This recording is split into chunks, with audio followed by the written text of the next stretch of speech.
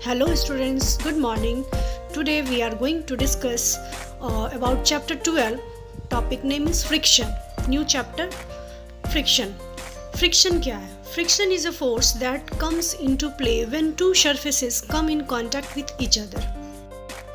जब दो ऑब्जेक्ट एक दूसरे के कांटेक्ट में आते हैं, दो ऑब्जेक्ट के सरफेस एक दूसरे के कांटेक्ट में आते हैं, तो फ्रिक्शन, फोर्स ऑफ फ्रिक्शन काम करता है.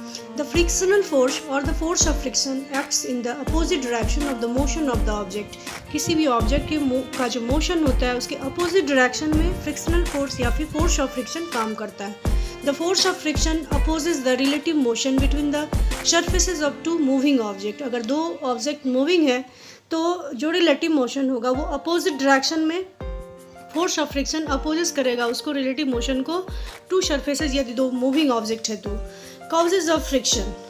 What are the causes of friction? Friction के क्या क्या कारण हैं, किस किस कारण से फ्रिक्शन होता है, तो यहाँ हम लोग देखेंगे. फर्स्ट है the irregularities of a surface. Surface जितना इरेगुलर होगा यानी कि अनइवन होगा, रफ सरफेस होगा, वहाँ फ्रिक्शन ज़्यादा होगा. If we move an object with has an irregular or rough surface on another surface which is also irregular, the force of friction will be high in this case and the movement of the object would be restricted.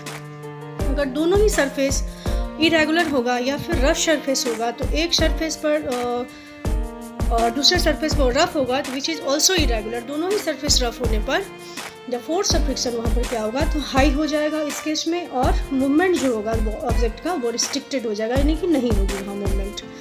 The regularity of a surface or its smoothness, और surface के smoothness पर भी depend करता है friction. If the surface of either the objects और are smooth the force of friction would be less and the object would move easily over the surface.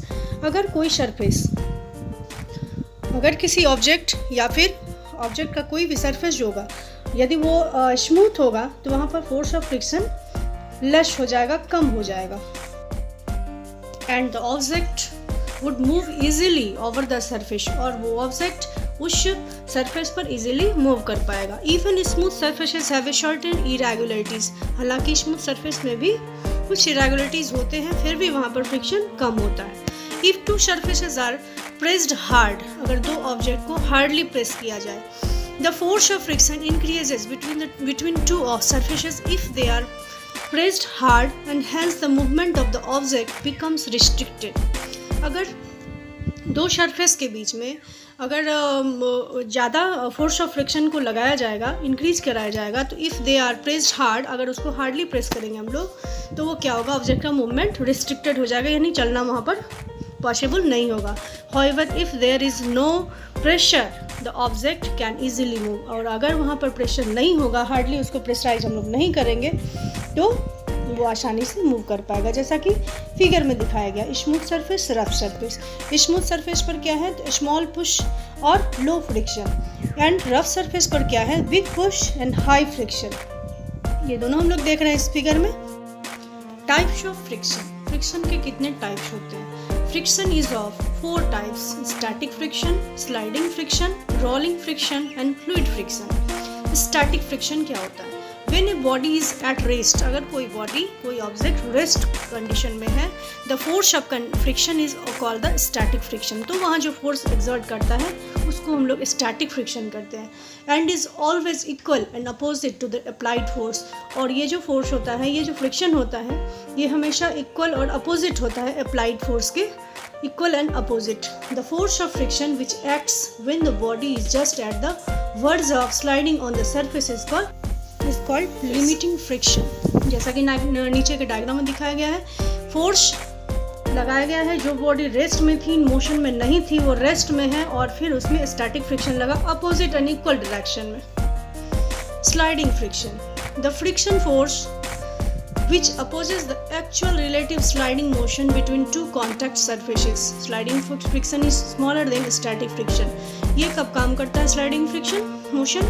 तो force of friction या frictional force which opposes the, जो oppose करता है actual relative sliding motion को, जब दो object एक दूसरे के कांटेक्ट में होते हैं तब, तो स्लाइडिंग फ्रिक्शन वहाँ पर एक्सर्ट करता है. Sliding friction is smaller then static friction से स्लाइडिंग फ्रिक्शन क्या होता है, तो स्मॉल होता है. Rolling friction, the frictional force that exists between two surfaces when a body rolls over the other. जब एक ऑब्जेक्ट दूसरे ऑब्जेक्ट के सरफेस पर रोल करता है तब वहाँ पर फ्रिक्शनल फोर्स जो एग्जिस्ट करता है वो रोलिंग फोर्स का फ्रिक्शन कहलाता है. Rolling friction is smaller than sliding friction. Rolling friction हमेशा स्लाइडिंग फ्रिक्शन से स्मॉलर होता है, छोटा होता है. Fluid friction, air, water and other liquids collectively are called fluids. जितने भी हम लोग सब्सटेंस देखते हैं जैसे कि एयर है, water and other liquids collectively called as fluids. They also exert a frictional force on the object. ये भी एक्सर्ट करते हैं फ्रिक्शनल फोर्स को किसी भी ऑब्जेक्ट पर दैट ट्रेवल्स थ्रू देम. अगर उसमें से ये ट्रेवल करते हैं या पास करते हैं तो such a friction is called fluid friction और ड्रैग. ऐसे फ्रिक्शन को फ्लूइड फ्रिक्शन या फिर ड्रैग कहा जाता है. The frictional force on an object in a fluid depends on its speed with respect to the fluid. The frictional force also depends on the shape of the object and the nature of the fluid.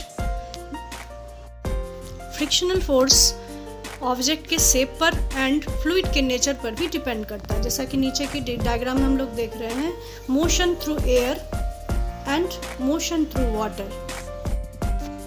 जैसा कि नीचे एक diagram में दिखाया गया, aeroplane में जो friction होता है एयर के थ्रू एंड वाटर में, फिश में, दोनों में देख रहे हैं हम लोग. तो इस वीडियो में हम लोगों ने पढ़ा फ्रिक्शन का definition, causes of friction, types of friction. Next video हम लोग पढ़ेंगे फ्रिक्शन और नेसेसरी एविल. So thanks.